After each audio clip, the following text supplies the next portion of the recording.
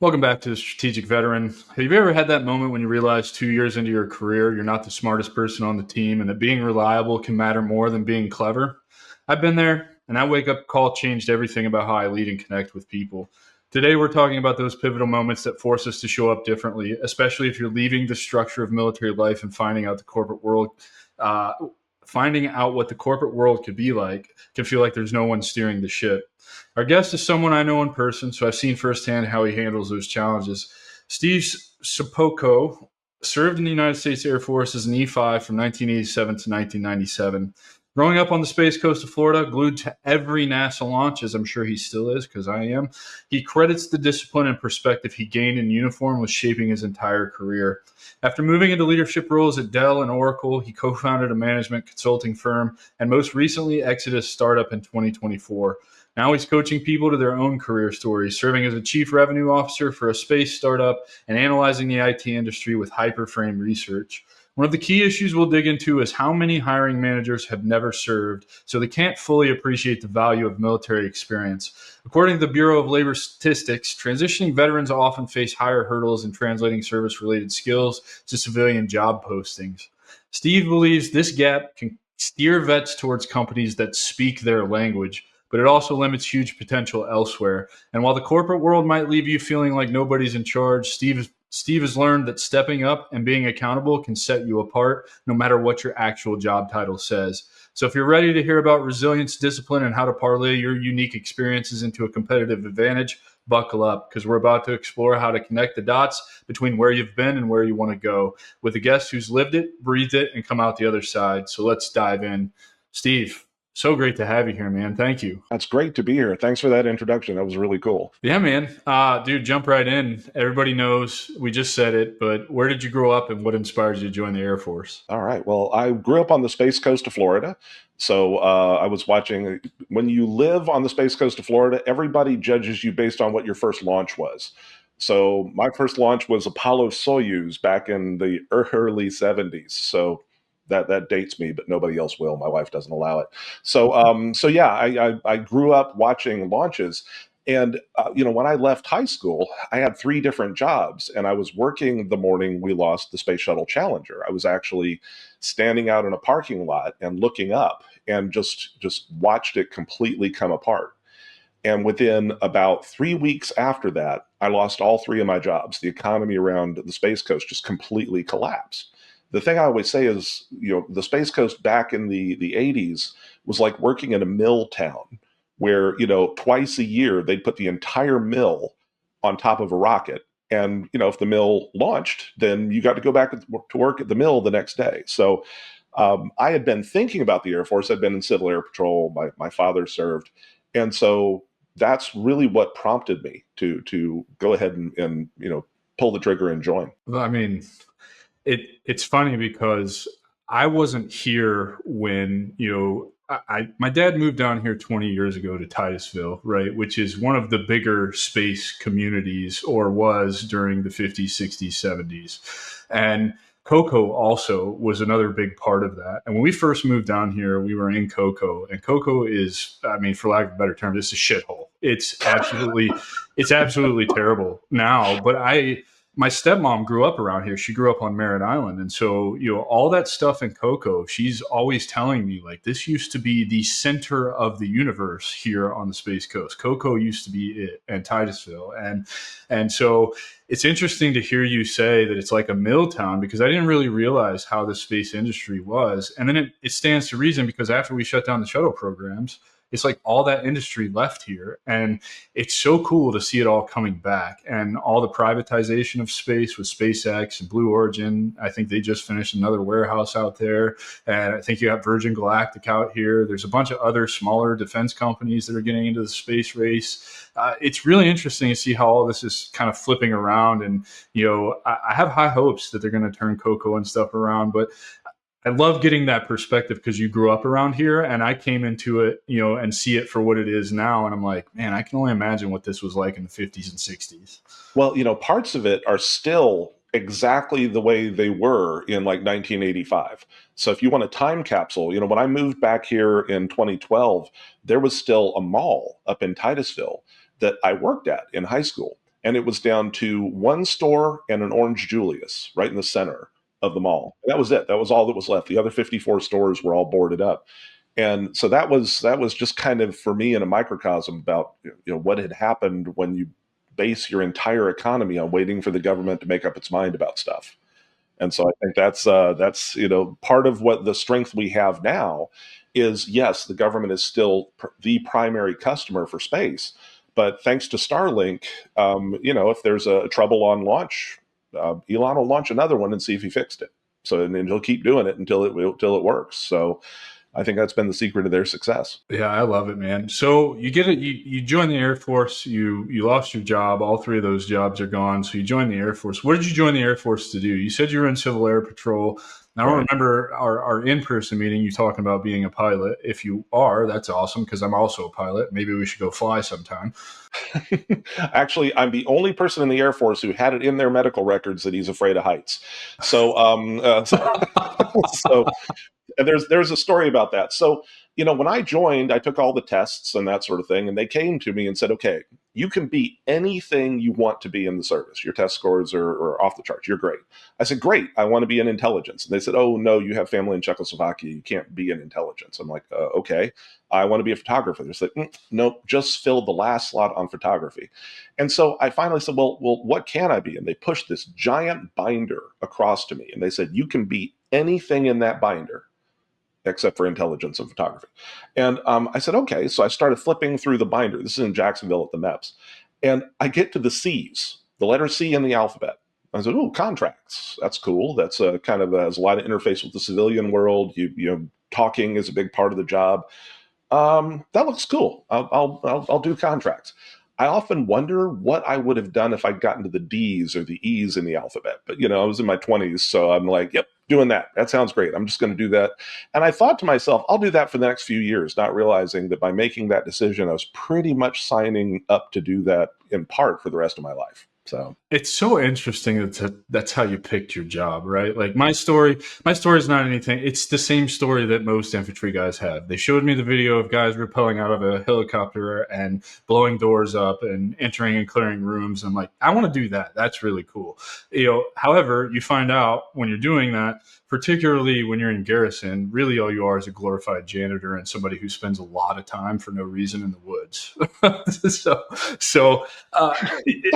It's really interesting that that's how you fall into government or to contract specialist, if you will. But I actually think that that's kind of ironic, because that's one of the MOS specialties I think that really sets you up for a serious career when you get out, whether you know it or not. Because me, having an LLC and trying to get SDOVB status and understanding, kind of how business works, and government contracts can be a really fast path to a successful business. Like, I don't know how to navigate any of this stuff in SAM.gov, or I didn't know anything about capability statements. And so, like, you're getting an entire career of this, and that sets you up for getting out. Am I correct? It really does. And, at the time, the Air Force was the only service that allowed enlisted to get a contracting officer warrant. So, you'll hear people talk about being a contracting officer. It's a little confusing because, the point of it is you have a warrant, you can sign and bind the government. It doesn't mean you're an O anything. I was in, when I left the service, I was an E5. But I was the only person who could sign and bind the government who was in uniform west of London for the last 4 years I was in the service. And that led to a lot of those things you get in the military, which is those kind of, if you're willing to stick up your hand or you're the last cookie in the jar, you either get to do some really crappy stuff or you get to do some really amazing stuff. And sometimes it's the same stuff. Yeah. So yeah. Well, and I can imagine, and I'm sure we'll cover this as we move, through kind of the journey of your transition and all of that. But I can imagine you being the only contract officer west of London at the time. That is something incredibly powerful that you're going to be able to leverage. Particularly, I'm thinking immediately in terms of network, right? So you're doing this civilian-facing job, right? And now you're the only person who can sign for government contracts west of London. So you're interfacing with all these powerful civilian people. They know who you are. They know your name. They know your face. They know what quality work you're doing, whether you're an asshole or not. Like you are in this like spot where you're like, and I don't know if you realized this at the time, but I say all of this because when we get to your transition and when we talk about transition, one of the main things I see going wrong in veterans' lives is not knowing how to, or just not having a network in general. And so will you speak a little bit about that to those that are listening right now? Because I really do think that this is a lesson in these other military members who may not be looking from this perspective of like, oh well, I have a job that's kind of similar to that, and I am civilian facing, and I never thought about using this as a networking opportunity. Absolutely. I think the interesting thing, so we're going to talk a lot about some of the work I do as an executive coach, where I'm helping people who are sort of mid-career in big corporations redefine their jobs, or they're exiting their startup and they need to redefine who they are. And because of my background and being a veteran, I also do a lot of work with veterans in this regard. And the thing I tell everybody is your most powerful network is outside the people in your career field. Because, what I see a lot of people do is they think, okay, especially people exiting the military, it's like, okay, the way I'm going to get a job is I'm going to fill out a resume, I'm going to submit it, and somebody's going to decide.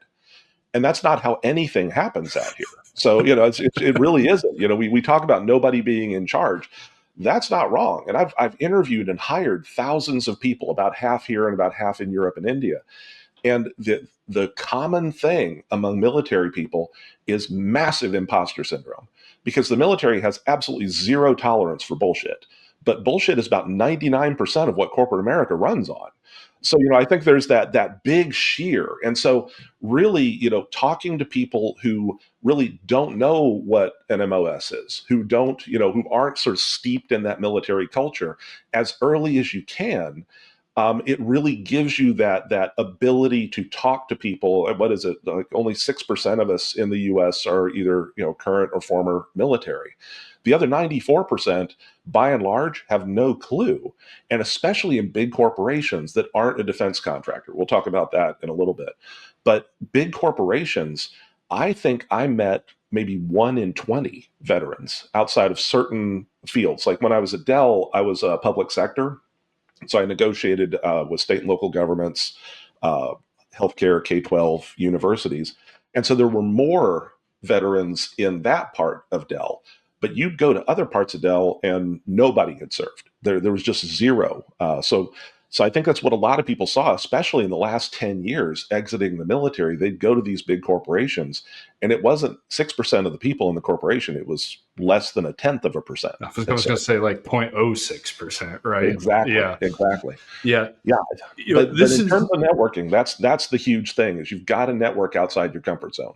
Yeah, I love this. And we're not going to spend a lot of time on your career, not because I think that you had a lackluster career or your older generation. I think you bring so much value from a hiring manager perspective. And so I want to talk about your transition, right? You were in for 10 years, 87 and 97. What was the decision to get out, and walk us through the challenges that you faced in your transition that the Army or the Air Force, didn't prepare you for, and just speak to a little bit about that. And then we're going to move into where I think all the value from you is coming in talking about, how you can prepare yourself to get a better job, how to find a job that aligns with, who you are as a person, all that fun stuff. I'm kind of ruining it for people right now, but yeah, you're teasing it. That's perfect. Yeah.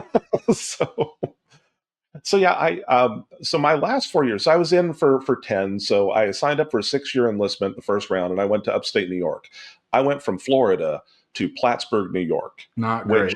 It was beautiful, absolutely gorgeous when it was above zero, right? And even when it was below zero, it was fantastic. But I spent 6 years up there, and my last year, I was getting out. That's it. I'm done. I'm exiting. And until I got orders for the UK, England was the only place on earth, other than maybe Japan, that if they gave me orders, I'd stay in for another 4 years. So talked to my wife about it. We decided, she had sort of resigned herself. She's not going to be able to work while we're there, but she was cool with that. So I re-upped, and I re-upped for another 4 years. And we got to England, and that was where a big part of my life changed. I had some opportunities there that were really, really unique in a lot of ways. And so I was coming up on the end of my enlistment, and one of the challenges in the military is it doesn't matter how great you are at your job or how great your situation is. Your end of assignment is coming up, and they're going to move you. And so, I really had to make a decision. My next job was going to be in Pacific Air Force's PACAF. And so I was going to be going to Guam and sort of being an assistant headlight buyer, that sort of thing. So, it's just, I was going to go from this like huge opportunity that I'd capitalized on in the UK to being, just another contracts guy. And so I think that was part of it for me. Also, the fact that my wife was making 3 times what I did meant I followed her to Dallas and EDS instead of her following me to Guam. So that made it a lot easier. But I think the decision to get out was pretty clear. There wasn't a do I stay in to retire, that sort of thing. This was the pre 9/11 military, so we had gone through a lot of downsizing in the military in the early 90s. And so they were in a big hurry for me to get out. And one of the things I saw in my transition, and I just got to say, I have huge respect for everybody who works in the military transition community. I don't want to sound like I'm bagging on them or anything like that. But if you think about it, the military has no incentive whatsoever in making people who get out happier than the people who are still in. By definition, they want people who are still in to be happier than the people who decided to get out. And so, I decided to get out, and they're like, great. And there's just that there was absolutely nothing. Now, part of it was I got out overseas. I think that is you talk about network, that's a huge challenge for anybody who finishes their enlistment overseas. They come back to the US, you literally have no network whatsoever. And, today with online and social media, it still sucks. It's really, really hard. So you have to sort of school yourself that I'm going to hit the ground and I've got to build my network from scratch. And you've got to do it really on your own, because one of the things that I ask a lot of people that I run into, I do volunteer work, I do mock interviews with people exiting the service, that sort of thing. And one of the things I ask a lot of people in the transition community is, how many people have you yourself personally interviewed and hired in the last 5 years? Because COVID changed everything in terms of getting a job. And, a lot of people in the transition community, they're in it because, their background is social work, or they have a passion for the military and they want to help people, but they're not what you would call the sort of steely-eyed hiring manager that you're going to encounter.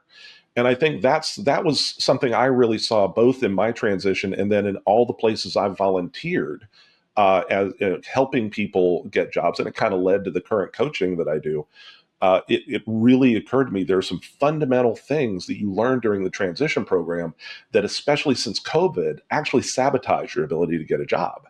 And Let's so talk that's about those things, because this is important. And this is what, I pride myself on moving into this space and really having the conversations that nobody else is having. Right. And so, you have particularly unique insight into these things that aren't being addressed just from your experience as a hiring manager, hiring over several thousand people on both sides of the pond, right? And so you have this genuinely unique perspective on what we're getting wrong, and I think probably some answers on how we can fix it. So let's put those things out there, because these are the conversations nobody's having, and these are the conversations that make veterans' lives so much better. Good. And I want to be clear, I've interviewed thousands, hired hundreds. Okay, perfect.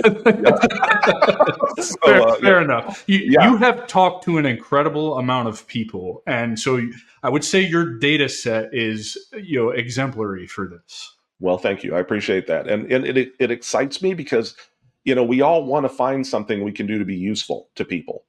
And, a big thing when I was kind of trying to decide what I wanted to do when I exited my startup, I thought about, okay, I want to go into the space business. I want to teach negotiation classes. I want to do this, I want to do that. But the thing for me that's been the most rewarding so far is this area, is helping people sort of, with that transition. And so often, my experience in the space industry for the last year has really been in kind of a snapshot. Everything I see is a problem with people exiting the military trying to talk about our backgrounds. And that is you could have been doing some really amazing stuff. You could have been given phenomenal, life-changing responsibilities. We talk about it as kicking in doors, But when you're doing that, you are putting your life and the lives of all of your unit around you at risk. Nobody in the civilian world, other than first responders, really has that degree of responsibility. So it's a totally different kind of mindset. And everything we talk about in transition is translating that. The trouble is, I always say translations are fake. They sound fake, they are fake, and they just sort of trigger a BS detector. And one of the things you'll find, most executives, and I like to say the Harvard Business Review found years ago that 75% of executives have imposter syndrome. The other 25% are fully functioning sociopaths. The two circles of the Venn diagram do not overlap at all. And the trouble is, when you're translating from your experience, it triggers the BS detector at the back of the imposter syndrome guy's mind, because he's like, this just doesn't sound right to me. And I know not sounding right because I live in that sort of fear that I'm not sounding right. And then the sociopaths are just the sociopath mindset is, I got a stack of resumes. I'm going to take half of those resumes and throw them in the garbage because I don't like working with unlucky people. And so it's just, you have to think about, okay, my military experience, instead of thinking about it as translating and trying to put it on a resume, the big thing for me that changed after COVID is nobody's getting hired based on resumes anymore. And all of the guidance is how to get your resume through ATS, the applicant tracking systems and all that sort of stuff. That all really changed. And we can talk about that. But if you don't have resumes, then you're down to a network. And the biggest thing I see wrong with not only how military people network, but how everybody networks is, people think of networking as, I'm going to tell stories. I'm going to be a good storyteller. And what you need to be thinking of is, I'm a teacher. Because I in all the times I've been to more networking events than I can count. I can count on one hand the number of people I've met at one of those events who could actually hire me. In dozens of events, I've never met the person who I was going to end up working for. And I've never met a person one layer of the onion back from that person at a networking event. So if you think about it, when you go and you're networking, you've got to be teaching somebody how to talk about you good enough that they tell their sister-in-law, and their sister-in-law tells their boss, and that boss wants to talk to you. And so the thing that I saw in space that reminded me of the military is, one of the first people I was working with. She's an engineer. She's been working on the same project for 12 years. She is so over that project. But the project she's working on is a space station that's going to be orbiting the moon. I mean, that's just the coolest thing I can possibly think of. But when she talks about it, she's so low key and so dismissive and so over it that the passion doesn't come through. And therefore, she misses a huge opportunity to talk about something that would really get people interested and excited in her, because she's over it, she's burnt out by it. A lot of people exiting the military, we have that sort of no BS culture, but also we have a culture of, you don't blow your own horn. You don't really talk about yourself, and really pump yourself up. And it hurts us when people exit. So I relate to that a ton with trying to grow this podcast. I don't like to talk about myself. I don't like to promote myself. I don't like to do any of that. And if you're trying to grow a podcast, you need to be able to do all of those things. I relate to that a ton. Well, yeah. And, it's interesting. I was, one of the things I do is I volunteer with the University of Central Florida. They have a business incubator. So I'm a founder mentor there.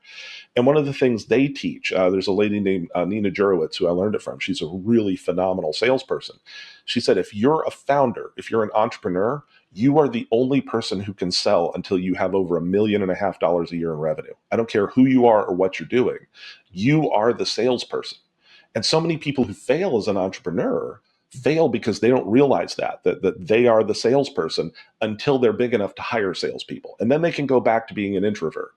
But, until you're there, man, you're getting on top of it. You're not talking about yourself. You're talking about the issue you're trying to resolve. And I think that's a really good bridge for you, because then you don't have to feel like you're pumping yourself up, but you're still getting across the importance of what you're trying to do. Well, and I agree with that because I've walked a mile in those shoes. So I'm talking about something that I've actually lived, right? So it makes it easier to then weave in my own takes or perspectives or stories, or, to then effectively do that promotion of myself or talking about myself, because it's all relevant, because you and I have walked the same path. It may have been for different branches, yours while I was basically not, I was 2 years old when you joined, you know what I mean? But Different centuries. Yeah, I get that. but we've walked that, right? So like it does make it easier. But I definitely understand what you're saying with the woman who's working on the space. She's over it. I talk to veterans in skill bridge programs, and they're like, I've got this really quick route to a quote unquote successful job doing the exact same thing I've been doing for the last 22 years. I don't want to do it anymore. And my answer to them, don't do it. Just nobody's telling you have to go take that job. And that's a big barrier for people getting out of the military. And I'm sure you have some insights on this, having interviewed thousands, hired hundreds. But why do we do that? Why have we pigeonholed ourselves into this box of like, and I kind of know why. My theory is the transition program was initially installed to save DoD money on unemployment benefits. How do we do that? Teach them how to write a resume. Tell them that success is getting a six-figure job, even though six figures isn't shit now. You're scraping by if you're making $100K a year, and everybody listening to this knows that. But we're feeding this lie from day one when you start the TAPS program, or whatever the fuck they call it now, right? So the success is having a degree and a six-figure career. Well, I call bullshit on that, because success to me is 100% total control of my time. Well, I've already demonstrated to you that I've achieved that, because we meet. You're like, hey, I'm over here at Groundswell. Come meet me at Groundswell on this day. It's like, yep, closing the calendar, rescheduling meetings. Let me go meet this guy in person, because I absolutely love the networking aspect of this. I love meeting and talking to people. It's like 100-fold when you do it in person. And I think you would probably agree to that. And so the other part of success to me is just enough money in the bank account coming in so that if I want to go to Europe next week, I can spend money normally within reason and not ever have to look at that bank account. That's enough for me, right? I don't know what that looks like right now, particularly with retirement benefits and all of that, but like I'm not that far away from achieving my definition of success. And I think we're being fed this lie in transition. And so any insights from a hiring manager perspective on how to avoid taking that first job because we've been sold a lie that success is six figures with a degree? Absolutely. And so there's a couple things I want to talk about. One is how companies take advantage of people who've fallen into that, because it's an epidemic. Yeah, I was just going to say it is an epidemic. I see it so much. I'm guilty of it. You maybe not so much, but the majority of the 1% that served is very guilty of this. And rightfully so. It's easy to walk into a job that you've done for 22 years and continue to do it. It really is easy because you understand, right? You know how it all works, you ins and outs, all the nuanced things that you can't know. And I think part of it, part of the problem is we as veterans, we're a little entitled in that we don't want to start over. I left aviation because I did not want to pay the dues that I was going to have to pay to get seniority, to get the hours, to go to the regional airlines, to then fly private jets. That was my goal. And I was like, yeah, I'm not interested in doing that. This isn't fun for me anymore. That's killing it for me. So I just walked away from it. I didn't pigeonhole myself into it, make myself miserable. So, I mean, part of it's our fault, but a lot of it's not our fault. Well, and you said something that's really important that I want to push back on a little bit. And that is the notion that we start putting ourselves in a box when we're going through transition assistance. I would say that your very first day in the military, when you get sorted into Slytherin or Gryffindor or wherever else you're going, you're in a box. You've got an MOS. You've got what I used to call an AFSC, an Air Force Specialty Code. And that's your box. That's your niche. For 6 years, I was a computer guy running all of the computers and a contracting officer. But I could only have one job code. So I had the contracting officer job code. But most of what I was doing was computers. And so we're in that box in the military. And I think the biggest thing from this part of our discussion, there are no job codes out here. The Department of Labor pretends that there are job titles, but there aren't, especially mid-career. And a lot of people exiting the military, if you're looking at entry-level jobs, you're looking in the wrong place. You got to be looking mid-career jobs. But especially in the Fortune 500, mid-career jobs are all mushy as hell. What that means is I would hire somebody who was a lawyer. They've got a law degree, and I'm hiring them to negotiate contracts for this giant software company. Do they get to do law? Absolutely not. If they do any law, I'm firing their ass. But what I've got them doing is they can talk to the other lawyers. So if you look at that from the outside, you think, well, my job code is this, therefore I'm only able to do these jobs. But then the other really critical thing, and again, I don't mean to be offensive, but military does not have an opportunity mindset. What that means is we have a mission mindset, which means we are striving to achieve a goal. Once the goal is done, we're successful. But I almost got put in prison in the military because I negotiated support agreements with 7 different functions, some Navy functions, some Air Force functions, and I ended up taking in more money than our organization spent in a year. I turned my cost center into a profit center, not realizing that I could go to jail for that. The JAG pointed that out to me kind of forcefully. So, but the thing to think about is I've just this year, I've interviewed a couple of people who are thinking about themselves and their jobs and their job code that they've been doing for 22 years from a cost center point of view. And cost centers in business are things you eliminate. They're things you downsize. They're things you replace with AI.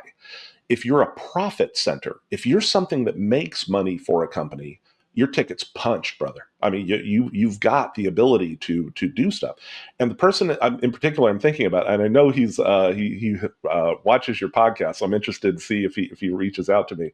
But he's been like the number 2 guy in a hospital in the military, and he was the guy who implemented the software that hospital needs to run. So he's leaving the service and he's thinking, okay, I'm hoping I can get a job in a hospital, kind of being the CIO. And I said, okay, that's absolutely valid. That's a terrific low risk thing. But have you thought about going to work for a software company, being a sales engineer, talking to people in hospitals who are buying the software? Because you've done it. You've implemented it from their side of the table. Now you're helping the software company sell it. Profit center, not cost center. And he could triple his money by doing that. It's higher risk, though, because anytime you start to move over into a profit center in a company, then there's real accountability there. You either help the company be profitable or you didn't. So that's why a lot of people are kind of feel safe in the cost center, especially in that first job. When they get out, they're thinking, okay, I'm going to take that safe first step, and then I'll do something bold on my next step.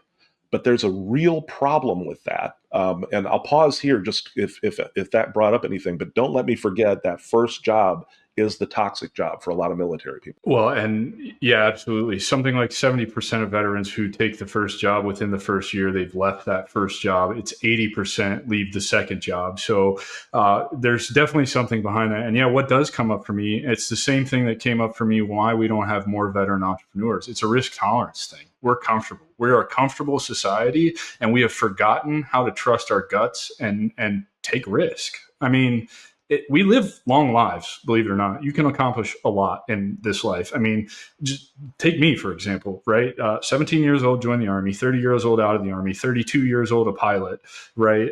Insurance industry. I've mowed grass on sod farms. I've managed gun stores. I've managed vape stores. I've built whatever the fuck this thing is, right?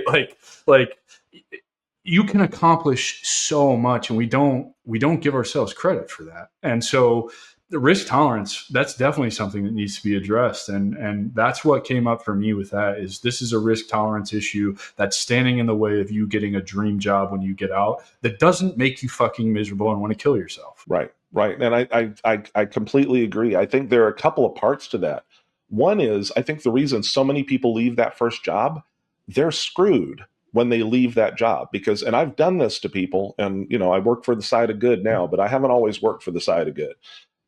So when I'm hiring somebody, in not just a Fortune 500, if I'm hiring somebody in like a Russell 2000 company, the 2000 largest companies in the US, and I'm hiring you, I'm like, okay, what'd you make in your last job? You say, well, I'm looking for a range, that sort of thing. I'm like, look, dude, we have a company policy. I can't pay you more than last year's W-2. So you have to show me your W-2 from last year, and I can pay you maybe 10% more than that. But that's as high as I go. And so what tends to happen, especially in those big bureaucratic companies that have those kinds of policies, people who took that safe first job, they put themselves on the bottom rung of a ladder. And it's going to take you an entire another career to get out of that.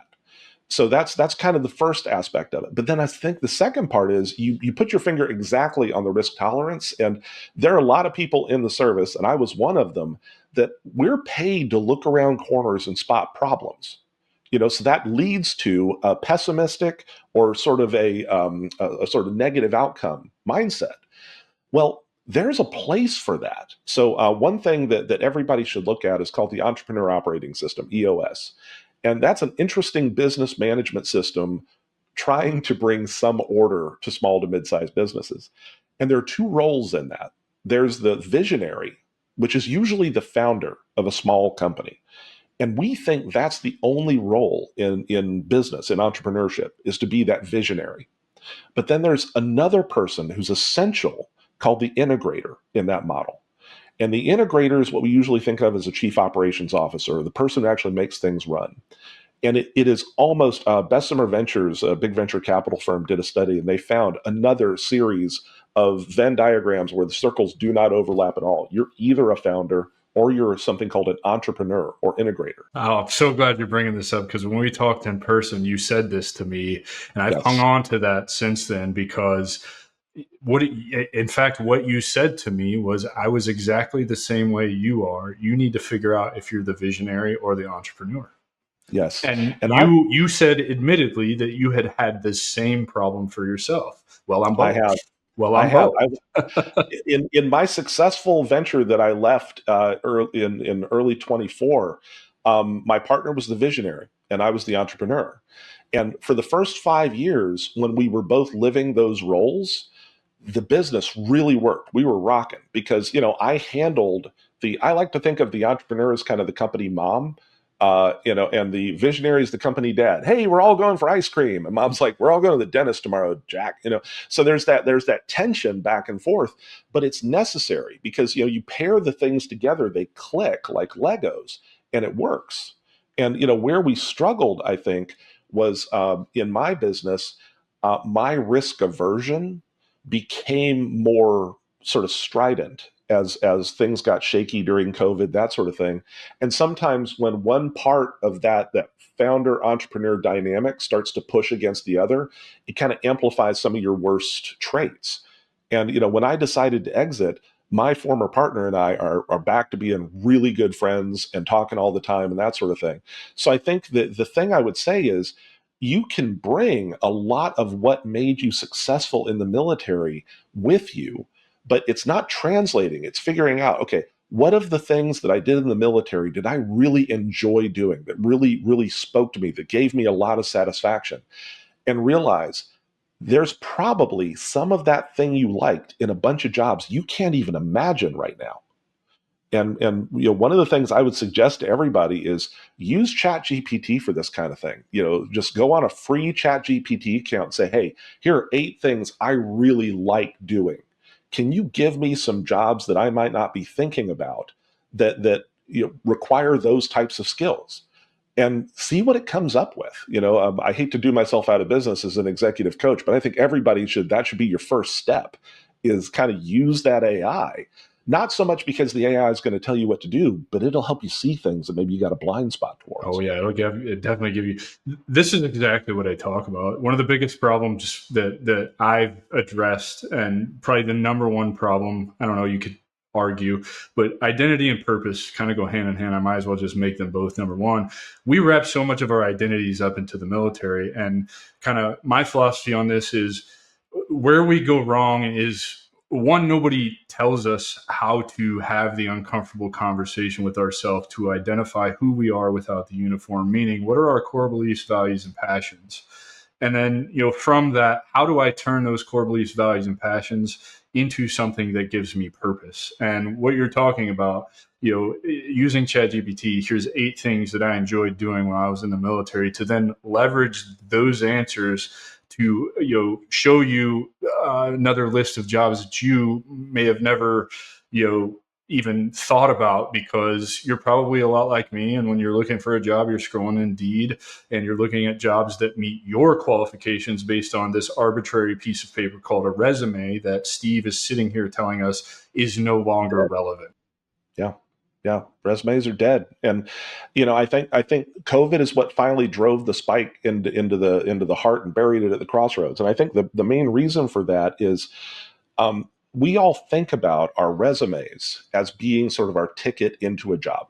Well, everybody knows that's not exactly the case. Even transition programs will tell you, we're going to spend a lot of time on your resume, but, so everybody blames the ATS, the applicant tracking systems, the sort of automation that runs the resume sorting. And are these the ones that are probably looking at your resume, looking for specific keywords, disqualifying you if those keywords haven't been included? So that's a fundamental problem that I know they're not teaching in the TAPS class right now. Is they're not talking about ATS systems and how to write a resume keyword specific to the job description so that you don't get disqualified immediately after you submit it, right? So I think there's some ridiculous statistic about 50% of resumes that are submitted, they never even make it to anybody's desk for somebody to look at them because the algorithm's already kicked it out. Well, and the thing I tell people is, we all bought a bill of goods that the resume is what starts the job hunting process. Every good job I've gotten, in fact, the VP job I got at Oracle running Europe, Middle East, Africa, I didn't hand anybody a resume until the last interview. That was literally the last thing we did, not the first thing.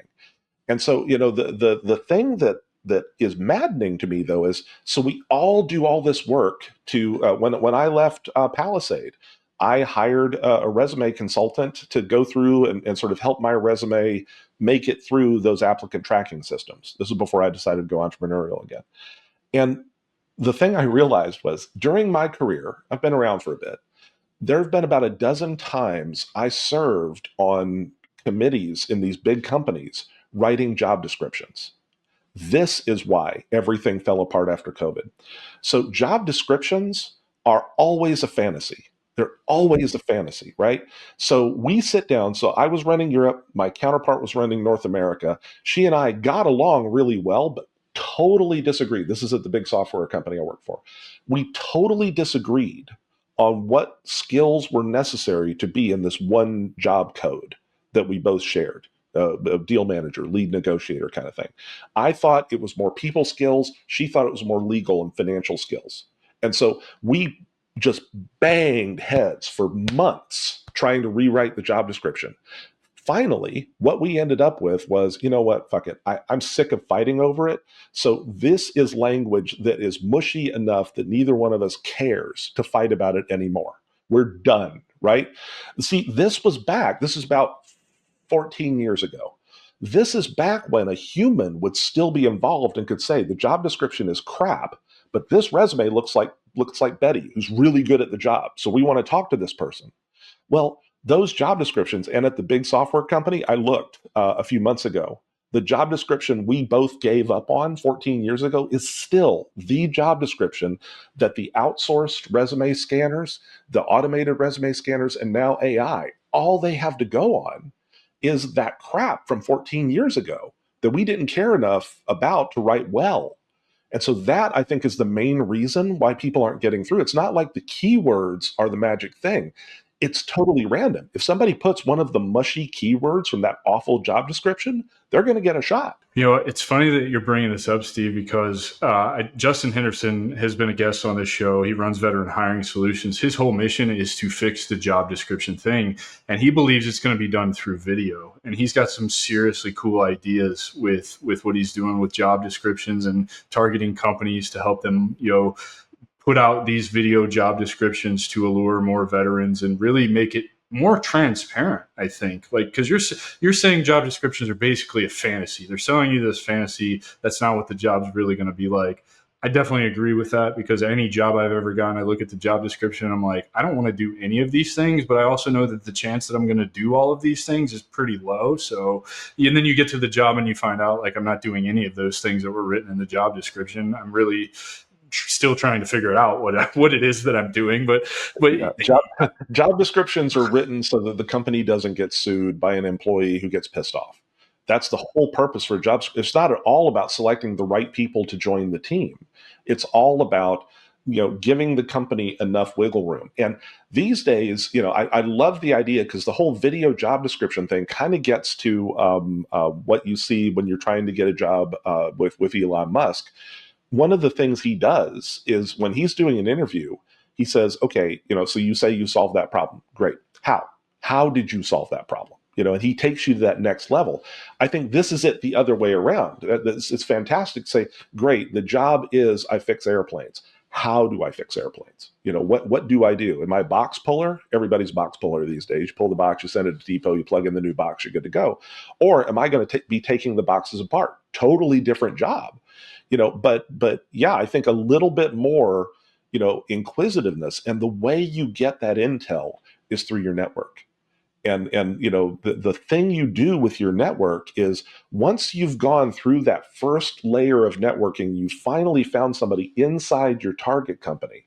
And this was how I decided I wanted to avoid an entire field. I finally found a person on my network who was inside a company I was really interested in working for. And he introduced me to one of the top people in the world doing this one thing I really had a fantasy about doing. And I said, wow, I'm really looking forward to this. What's the job like? And she tells me what the job is actually like. And I realized in that 15-minute conversation, I did not want to do it. So I think the video would be fantastic if the videos of a person who's actually doing the job saying, look, 80% of what I do is this. That's going to be huge. That's kind of like an airline safety video. It's like somebody standing there thinking, this is how you buckle your seatbelt, man. So I think that's fantastic.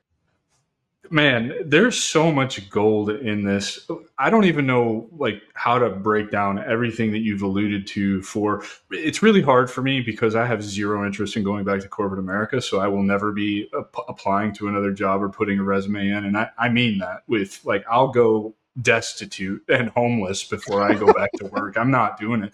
My time means that much to me. And that's the sacrifice I'm willing to make. I also am willing to bet on myself, and I have that higher risk tolerance, right? I'm just not going to let myself fail. But what do you think the main message and maybe 2 or 3 solid tips that you have for veterans who are coming out right now to leverage their skills and best find quality employment? What I mean by quality employment is, I do understand not everybody's like you and I, Steve. Not everybody has the drive to be an entrepreneur, and it's definitely not for everybody. So I do want to cater to those folks who are satisfied, and success to them is a good 9-to-5 job, and they have their weekends and working 40 hours a week. I don't think there's anything wrong with that if that's what your definition of success is.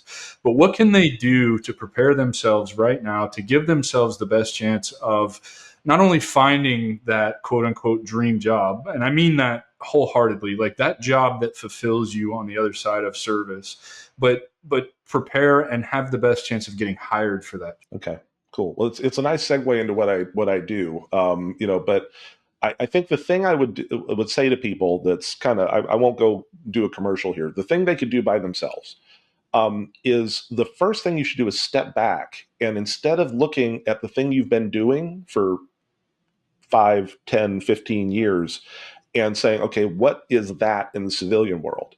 That's where you're going too narrow. It sounds weird to say that, but you need to break the job you do apart, because most of the job you do crosses a bunch of different jobs outside the military.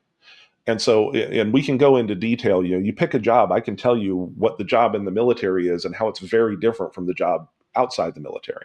Well, I think this is an important point. So let's address this one thing. So from what I hear you saying, and to me, it's we're scrolling Indeed, we're seeing these job titles, which you've already said, these job titles are codes. They don't exist in the civilian world, right? And you're telling me that these skills we have from the military, they transcend all kinds of industries, right? So I think what's happening to veterans as they're getting out is they did this MOS or AFSQ, I think is what you call it, because the Air Force is like the only branch that decided to change job code.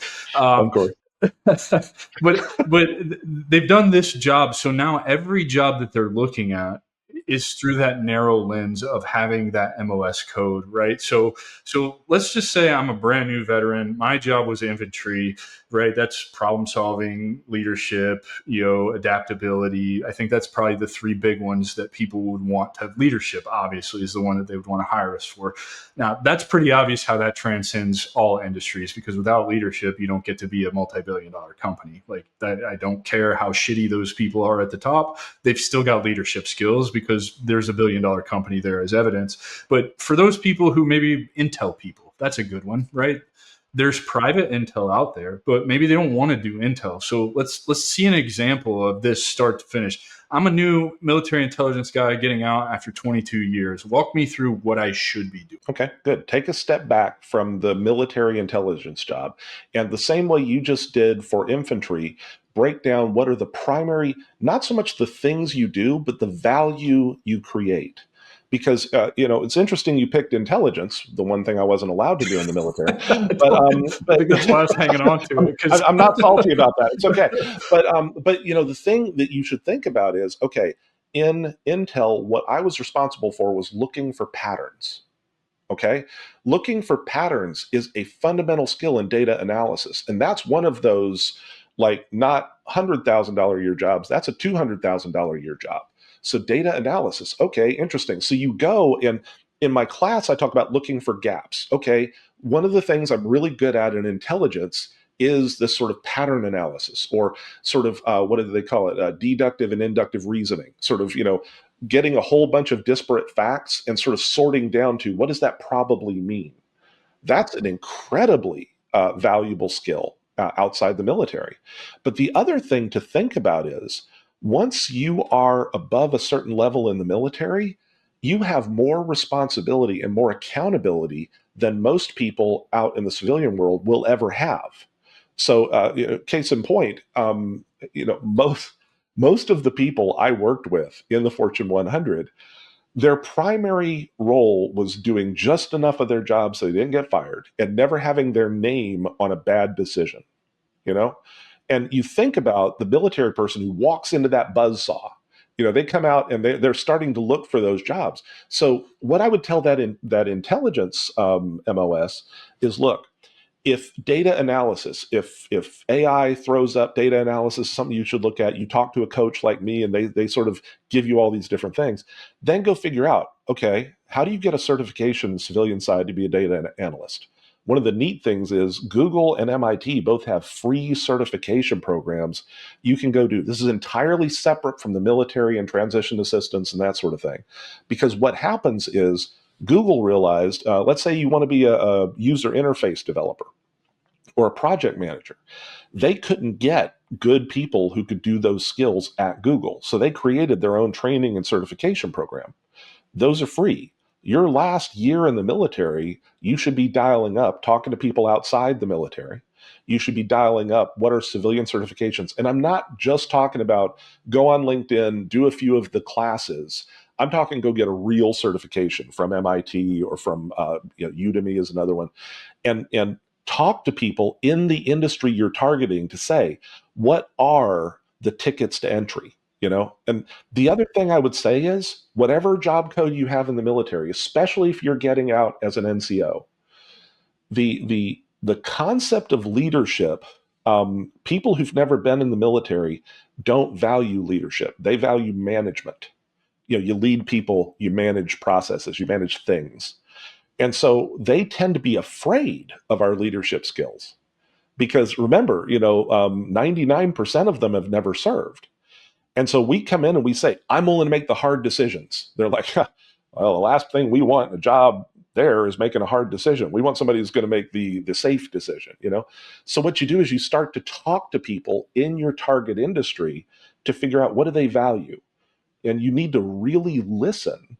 So one of the things I did it last night with somebody who's at NASA, really, really great guy. He's a scientist at NASA, but Most people in the federal government right now are trying to think about what would my job look like outside, right?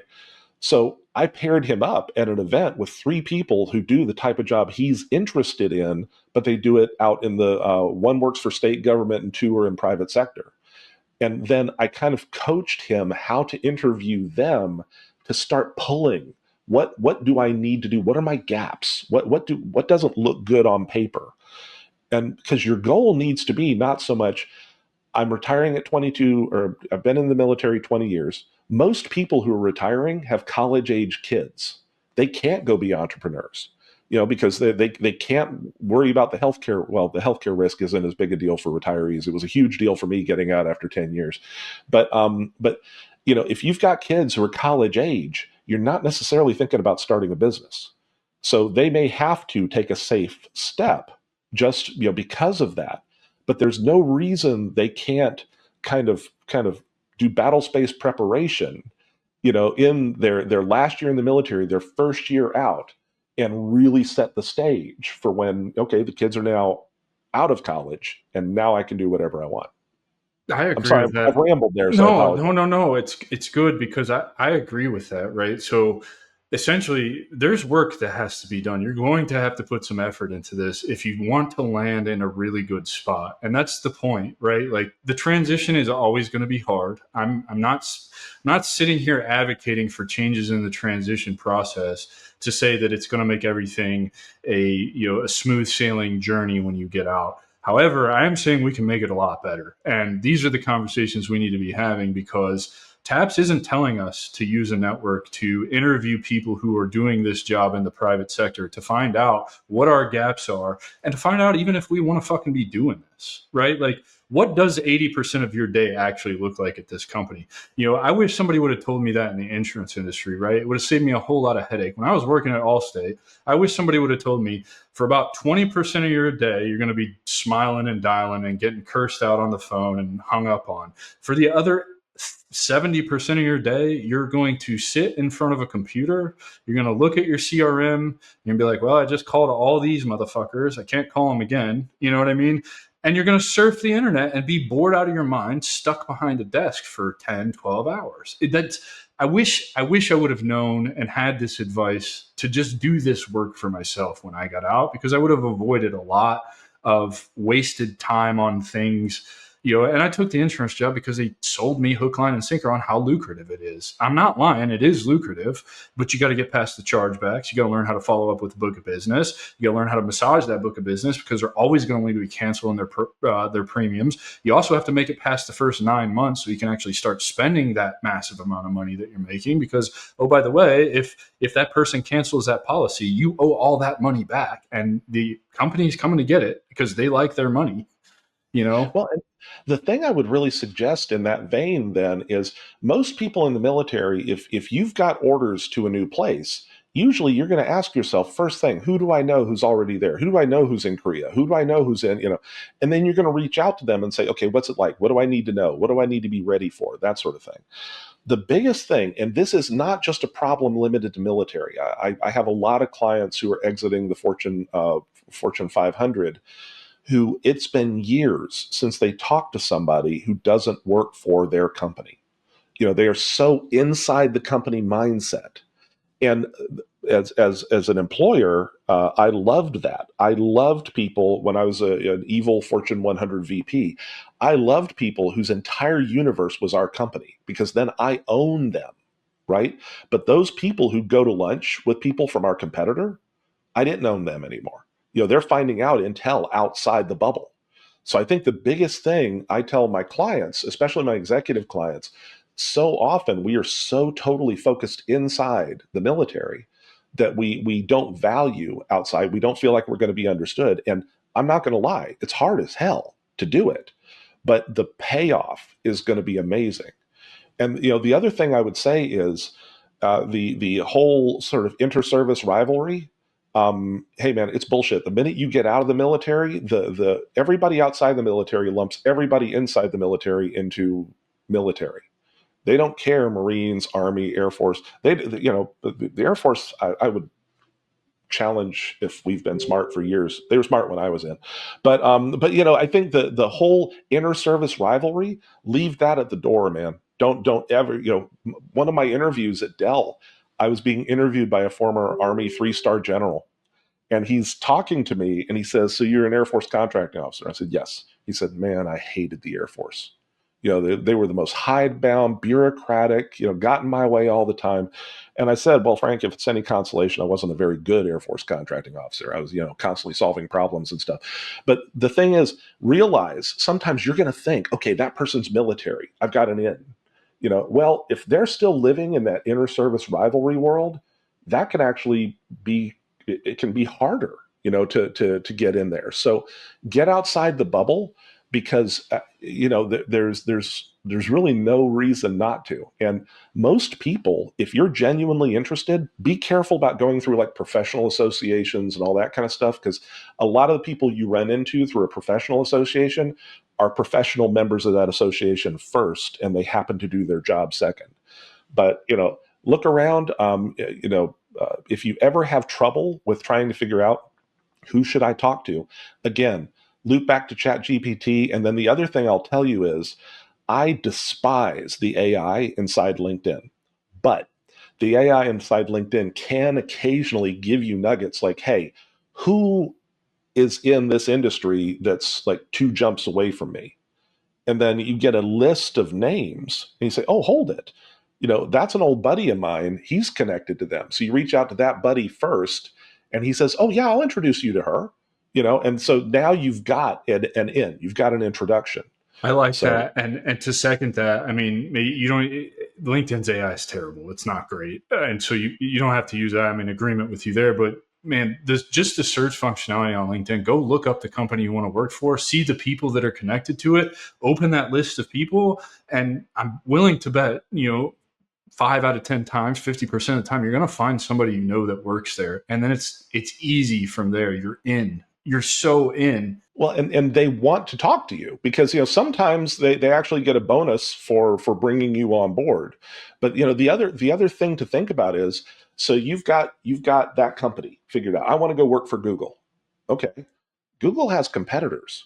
Don't get buck fever and just say, well, that's the one thing I'm going after. So, if you've picked a company, look at who their competitors are. Now, I do want to touch on something that's going to be a little controversial, and that is, be careful of companies that are too ready to talk your language.